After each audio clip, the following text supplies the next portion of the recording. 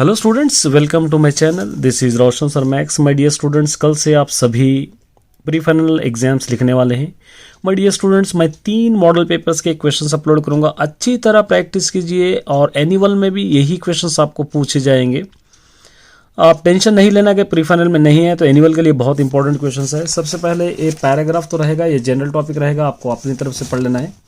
ये भी पैराग्राफ आपको जनरल टॉपिक से रहेगा। मैं सिर्फ पोएम अपलोड करूँगा। ये पोएम है, क्या देखिए यहाँ से, ये मैं ढूंढता हूँ, इसका पदांश भाव स्पष्ट करना। उसके बाद क्वेश्चन देखिए, कवि तुलसीदास का परिचय अपने शब्दों में लिखिए।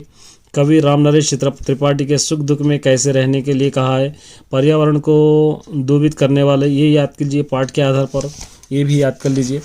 लॉन्ग में कन्यादान कविता, ये याद कर लीजिए। हरिवंश राय बच्चन, ये भी याद कीजिए। और 17th में दोनों भी याद कीजिए, क्योंकि आपको चॉइस लिखना है। 18th में दोनों भी याद कीजिए, 19th में दोनों भी याद कीजिए। उसके बाद एक और मॉडल पेपर के मैं अपलोड करूंगा, ताकि आपको आसानी हो जाए, कहीं दिक्कत ना हो। ये पैराग्राफ तो आपको जनरल टॉपिक रहेगा, ये पैराग्राफ आप अपनी तरफ से याद कर लेना। ये भी एक यहाँ से पोएम देखिए, लड़की अभी सयानी हुई नहीं। उसके बाद आंसर से याद करना है। राम भक्ति परंपरा पर एक याद कर लीजिए। लेखक स्वयं प्रकाश याद कर लीजिए। कविता के आधार पर याद कीजिए। सुख दुख दोनों का समास याद कीजिए। उसके बाद ये भी 16, 17 ये दोनों भी याद कर लीजिए। आप इतने अगर याद करेंगे तो आपको लिए काफ़ी हो जाएंगे, कहीं से आपको ढूंढने की ज़रूरत नहीं है, इतने भी याद कर ले सकते हैं आप। उसके बाद एक और पेपर है, देखिए ये जनरल टॉपिक्स है, ये आपको पढ़ लेना ही होगा।